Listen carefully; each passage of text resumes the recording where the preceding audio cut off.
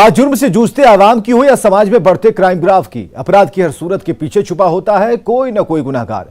नमस्कार, मैं हूं विवेक। तफ्तीश की राह में आने वाली हर कड़ी सुराग बनकर पहुंचाती है गुनाहगारों को सलाखों के पीछे। तो आप बने रहिए हमारे साथ, क्योंकि हर जुर्म के खिलाफ हमारी तफ्तीश लगातार जारी है।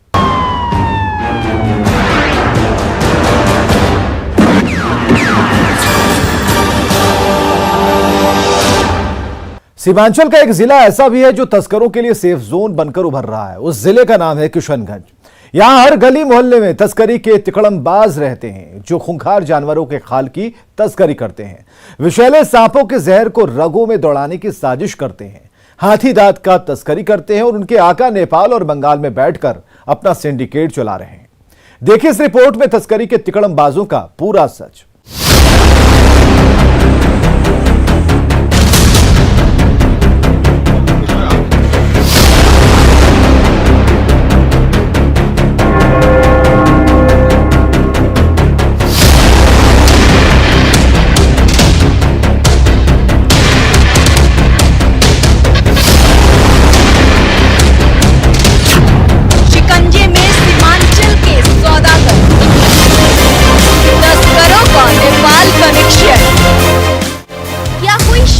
जहर से पेट भरकर भी जिंदा रह सकता है।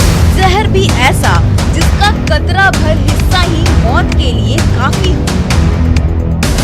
बात नामुमकिन लगती है, लेकिन जुर्म की काली दुनिया में बिहार का एक शहर ऐसा भी है जो तरह तरह के सौदागरों के जाल में फंसकर रह गया है। उस शहर का नाम है किशनगंज, जिसे पुलिस ना तो तस्करी के दलदल से बाहर निकाल पा रही है और ना ही ये शहर खुद निकलने की कोशिश जद्दोजहद कर रहा है, क्योंकि यहाँ के युवा इसी दलदल की कमाई से अय्याशी की जिंदगी जीते हैं। घर में 2 वक्त की रोटी मिलती है, पकड़े जाते हैं तो जेल पहुँच जाते हैं, वरना पुलिस की आंखों में धूल झोंक कर तस्करी के धंधे को 4 चांद लगाते हैं।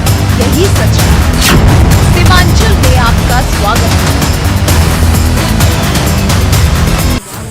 किशनगंज बिहार राज्य में स्थित एक ऐसा जिला है जो बिहार की पूर्वोत्तर छोर पर स्थित है, जो कृष्णा कुंज से किशनगंज बना है। लेकिन ये जिला समय के साथ साथ अपनी पहचान खोता गया और तस्करों के लिए सेफ जोन बनता गया। इसके पीछे इसकी भौगोलिक बनावट है जो अंतर्राष्ट्रीय और अंतर्राज्यीय सीमा को छूती है। यही वजह है कि बिहार सहित देश के मानचित्र पर सीमांचल का किशनगंज जिला काफी संवेदनशील माना जाता है। जिला तस्करी और घुसपैठ के लिहाज से तस्करों और घुसपैठियों का मुख्य मार्ग बना हुआ है। यही वजह है कि अक्सर तस्करी और घुसपैठ जैसे मामले सामने आते रहते हैं। लेकिन आज जो सच्चाई हम आपको दिखाने जा रहे हैं वो हैरान करने वाली है, क्योंकि सीमांचल का किशनगंज जिला अपनी असली पहचान खो रहा है। तस्करों के लिए सेफ जोन बन गया है। यहाँ हर गली मोहल्ले में नशे के सौदागर रहते हैं जो शहर से लेकर गांव तक की आबो हवा में तस्करी के हथकड़े अपनाकर जहर घोल रहे हैं और सौदा कर रहे हैं। यहाँ स्नेक पॉइजन का सौदा होता है, खूंखार बाघों की खाल का धंधा होता है, हाथी दांत के सौदागर रहते हैं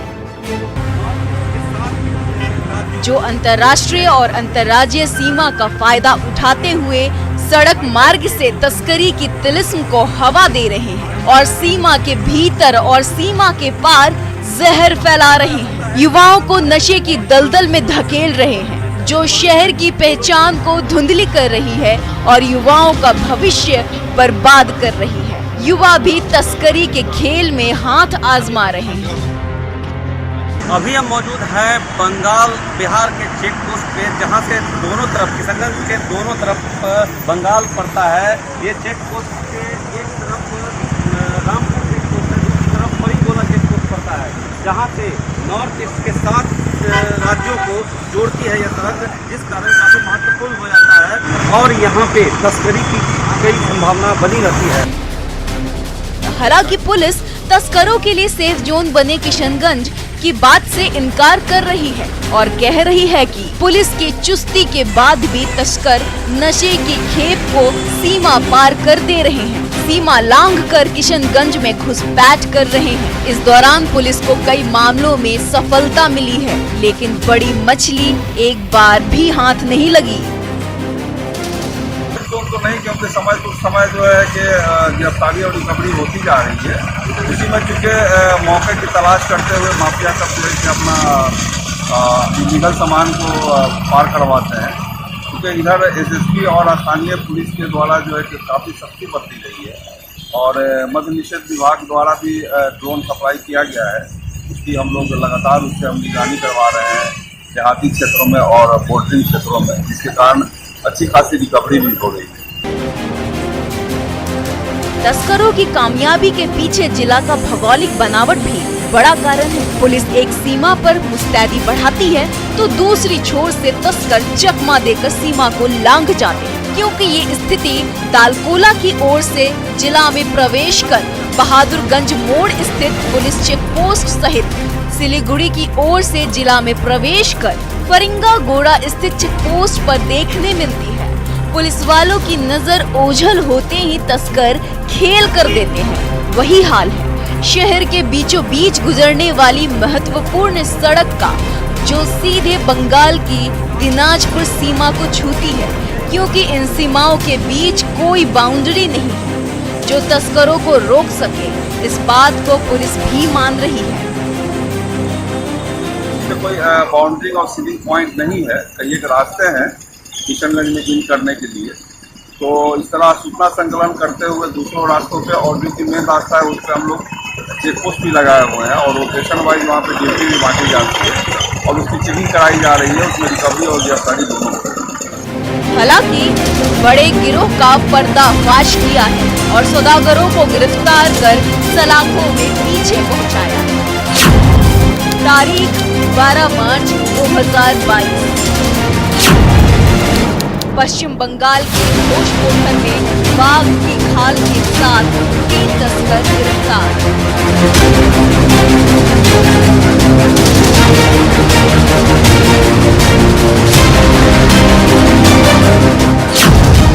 तारीख 8 मार्च 2022। पश्चिम बंगाल के खोरीबाड़ी से हाथी दांत के साथ 2 तस्कर गिरफ्तार। हाथी के दांत का नेपाल कनेक्शन। एसएसबी की 41 बटालियन ने नेपाल बॉर्डर क्षेत्र के बिहार और बंगाल दोनों जगहों पर कार्रवाई करते हुए घोषपुकुर रेंज के वन कर्मियों के साथ मिलकर 2 व्यक्तियों को धर दबोचा है। जब दोनों की तलाशी ली गई तो उनके पास से एक हाथी दांत बरामद हुआ, जिसका वजन 136 ग्राम है। जिन 2 तस्करों को गिरफ्तार किया गया है उसमें बुद्धू समाद और नीलू लाल नगासिया शामिल हैं। दोनों ही तारबंदा इलाके के रहने वाले हैं। दोनों से जब जवानों ने पूछताछ शुरू की तो पता चला कि ये तस्कर हाथी दांत नेपाल लेकर जा रहे थे। नेपाल में किसे देना था ये किसी को नहीं पता। फिलहाल पुलिस जांच कर रही है और सच उगलवाने की जद्दोजहद कर रही है। तारीख 3 मार्च 2022। ठाकुरगंज से करोड़ों के स्नैक पॉइजन के साथ 3 सौदागर गिरफ्तार। इससे आप अंदाजा लगा सकते हैं कि तस्करों के तार किशनगंज और सीमावर्ती इलाकों से किस तरह जुड़ा हुआ है और इनका सिंडिकेट कितना बड़ा है और खतरनाक है। जिस सांप का नाम सुनते ही इंसान कांप जाता है, सर्दी में पसीने छूटने लगते हैं, उसी सांप के पॉइजन का ये तस्करी कर रहे हैं। जिस बाघ को देखकर धड़कनें तेज हो जाती है, उसी बाघ की खाल का सौदा कर रहे हैं। जिस हाथी पर हम और आप बैठकर सवारी करते हैं, उसी हाथी के दांत को अंतर्राष्ट्रीय और अंतर्राज्यीय बाजार में बेचे जा रहे हैं, जो कानूनन जुर्म है और वन विभाग की सुरक्षा पर सवाल खड़े कर रहा है। इन्हें तो इनके किए की सजा मिलनी ही चाहिए। थाना प्रभारी को एक इंटेलिजेंस रिपोर्ट मिला था, फिर एसएसबी और फॉरेस्ट के साथ समन्वय बना के भागदोला पोखर ठाकुरगंज में उन्होंने 3 व्यक्तियों को अरेस्ट किया 1.5 kg स्नेक वेनम के साथ, जिसका मार्केट वैल्यू अराउंड 1.5 करोड़ रुपया हो सकता है। तो अभी उसमें अनुसंधान जारी है, लेकिन उनसे जब इंट्रोगेशन किया उन्होंने बोला कि बेसिकली मेन इसका ऑरिजिन जो है वो नेपाल से है और डेस्टिनेशन पॉइंट वो अभी नहीं बता पाए, वो अनुसंधान का विषय है। तो हमारा फोकस अब इसमें रहेगा। आगे देखिए स्नेक पॉइजन का नेपाल कनेक्शन। किशनगंज पुलिस ने जिन 3 तस्करों को स्नेक पॉइजन के साथ गिरफ्तार किया, उनके तार नेपाल से जुड़े हैं। किशनगंज पुलिस ने जिन तस्करों को स्नेक पॉइजन के साथ गिरफ्तार किया है, उनका तार नेपाल से जुड़ा है, क्योंकि किशनगंज जिले की सीमा उत्तर में नेपाल को छूती है। पूछताछ में ये खुलासा हुआ है कि ये तस्कर स्नेक पॉइजन की खेप नेपाल के किसी शेर खान को देने वाले थे। पुलिस उस लिंक को खंगाल रही है और पता लगाने की कोशिश कर रही है। अब सवाल ये है कि नेपाल का ये शेर खान कौन है? शेर खान के सिंडिकेट में कौन कौन लोग शामिल हैं? शेर खान विषैले सांपों के जहर का सौदा क्यों करता है? क्या इस विषैले खेल में सफेद पोश भी शामिल है? पुलिस क्यों नहीं तस्करों के आका तक पहुंच पा रही है? हालांकि बाकी के गिरफ्तार तस्करों ने जुबान पर ताला लगा लिया है, मुंह खोलने तक कोई तैयार नहीं है। ऐसे में पुलिस को तस्करी के तिलिस्म को तोड़ने में मुश्किलों का सामना करना पड़ रहा है। शेर खान और इनको डिलीवरी की बात आ रही थी, क्या कुछ? अब नेक्स्ट हमारा वही प्रयास रहेगा, क्योंकि ये जो पकड़े गए मिडल है, बिचौलिया है। मेन हमारा इसमें अभी अनुसंधान का फोकस रहेगा कि हम नेपाल में इसका ओरिजिन जो है कहाँ से है, कौन है main dealer and destination point क्या है, ताकि इसकी तह तक जाएँ कि इसमें और भी कितना लंबा चेन हो सकता है। वो अनुसंधान का विषय है, इसमें जो भी आगे प्रोग्रेस होगा।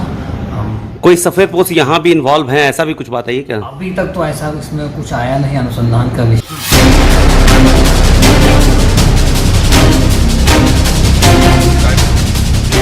पुलिस ने जिन तस्करों को गिरफ्तार किया है वो बिचौलिए हैं। बड़ी मछली अभी भी पुलिस के गिरफ्त से दूर है। गिरफ्तार तस्करों को ये तक पता नहीं है कि वो किसके लिए तस्करी कर रहे हैं, अपनी जान जोखिम में डाल रहे हैं। अभी तक की कार्रवाई में किसी बड़ी मछली की गिरफ्तारी नहीं हुई है जिससे सिंडिकेट को तोड़ा जा सके। इसमें कोई शक और संदेह नहीं है कि करोड़ों का स्नेक पॉइजन बरामद हुआ है, लाखों रुपए का हाथी दांत बरामद हुआ है, बाघ का खाल जब्त हुआ है। लेकिन इस सब के पीछे किसका हाथ है, ये पुलिस के लिए एक अबूझ पहेली है। ना तो गिरफ्तार तस्कर बता पा रहे हैं और ना ही पुलिस पता लगा पा रही है। तस्करी का ये सिलसिला ऐसे ही बदस्तूर जारी रहेगा। कभी पुलिस बाघ के खाल के सौदागरों को गिरफ्तार करेगी तो स्नेक पॉइजन के धंधेबाज पुलिस को चकमा देकर सीमा लांघ जाएंगे। जब तक बड़ी मछली हाथ नहीं आएगी तब तक तस्कर और पुलिस के बीच छुपन छुपाई का खेल चलता रहेगा। जरूरत है जांच एजेंसियों को अपनी तालमेल बिछाकर कार्रवाई करने की और तस्करी के तिलिस्म को जड़ से खत्म करने की। नहीं तो एक दिन ये शहर पूरी तरह अपनी पहचान खो देगा और तस्करी के सेफ जोन के लिए पूरे देश में बदनाम हो जाएगा। तब ये दाग मिटाना नामुमकिन होगा।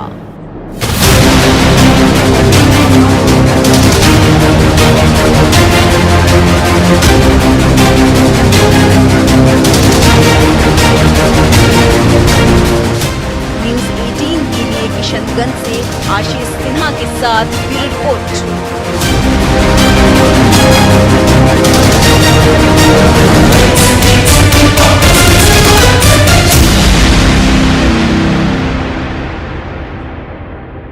अब वक्त तो चला एक ब्रेक का, लेकिन ब्रेक के बाद आपको दिखाएंगे आरा पुलिस ने बैंक लुटेरों को कैसे जेल की सेल में पहुंचा दिया।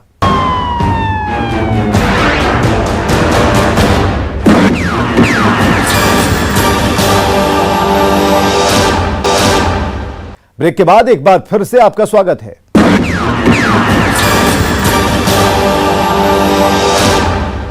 भागलपुर जिले के कजुरैली थाने की पुलिस ने खाकी वर्दी की शान बढ़ा दी है। 30 सेकंड में हुए लूट मामले का 2 घंटे में खुलासा कर दिया और लुटेरों को पहुंचा दिया जेल की सेल में। और यह चमत्कार कैसे हुआ, इस रिपोर्ट में हम आपको दिखाते हैं। लूट में कामयाब, भागने में नाकाम। पुलिस ने खदेड़कर लुटेरों को दबोचा। 30 सेकंड में लूट, 2 घंटे में लुटेरे बेनकाब।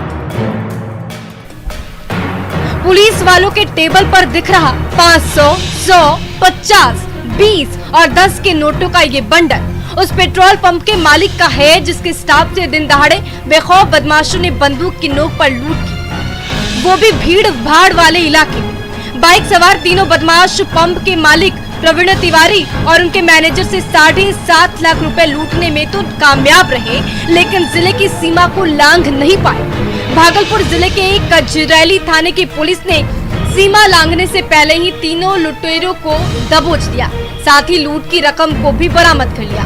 पुलिस कस्टडी में हाथों में हथकड़ी लिए खड़े यही वो तीनों लुटेरे हैं जिसे पुलिस ने कजरैली इलाके से गिरफ्तार किया है। आके क्या किया कि हमको जो किया बोला तुम्हारा तो पैसा दो नहीं तो गोली मार। 2 बार 3 बार ऐसे किया, ऐसे ढका हुआ था, मुंह में पूरा सर गमछा बांधा। तो हम बोले तो मैनेजर जो मेरा पीछे बैठा था पैसा लेके, तो वो बैग को थोड़ा इधर उधर करने लगा, हमको दे दो। तो उस पर कजरैली थाना के SHO अपनी चेक पोस्ट पे पहले से ही मौजूद थे। जैसे ही उनको मैसेज मिला, उन्होंने त्वरित कार्रवाई करते हुए नाकेबंदी शुरू करके वाहनों की जांच शुरू की। पुलिस की कामयाबी के पीछे पंप मालिक प्रवीण तिवारी का बड़ा हाथ है। प्रवीण ने रुपए लेकर भाग रहे बदमाशों की बाइक की नंबर अपने दिमाग में फिट कर ली थी। लुटेरों के भागते ही उन्होंने बिना देरी किए स्थानीय थाने की पुलिस को खबर दी और लुटेरों का हुलिया बताते हुए बाइक की नंबर भी पुलिस को बताया। सूचना मिलते ही पुलिस एक्शन में आ गई और जगह जगह नाकेबंदी कर चेकिंग शुरू कर दी। इसी दौरान कजरैली चेक पोस्ट पर वाहन चेकिंग में पुलिस ने एक बाइक पर सवार 3 लोगों को रोकने की कोशिश की। पुलिस को देखते ही लुटेरों की सिट्टी पिट्टी गुम हो गई, दिमाग काम करना बंद कर दिया, जिसके बाद बदमाश बाइक को सड़क पर गिराकर पैदल ही भागने लगे। इतने में मौके पर तैनात जवानों ने खदेड़कर तीनों लुटेरों को दबोच लिया। जब दोनों की तलाशी ली गई तो दोनों के पास से लूटे गए 7.5 लाख रुपए मिले, साथ ही साथ एक देसी कट्टा और 6 जिंदा कारतूस भी मिला। इस तरह पुलिस ने 30 सेकंड में लूटे गए 7.5 लाख रुपए को महज 2 घंटे में बरामद कर लिया और बेखौफ लुटेरों को जेल की सेल में पहुंचा दिया। सुनिए। पैसा लिया और सामने भागलपुर की तरफ सीधा एकदम तेजी से भागते चले। तो लास्ट में थोड़ा सा उसके गाड़ी का नंबर एक नोट किए, दिमाग से उतर गया है, और उसको रखते जा रहे थे ताकि पुलिस को तुरंत इन्फॉर्म करें, और 30 सेकंड के अंदर ये सारा घटना हो गया। भागलपुर जिले की पुलिस की मुस्तैदी से इतना तो साफ है कि अगर समय रहते पुलिस को खबर दी जाए और पुलिस बिना देर की एक्शन में आ जाए तो कोई अपराधी जिले की सीमा को लांघ नहीं सकता।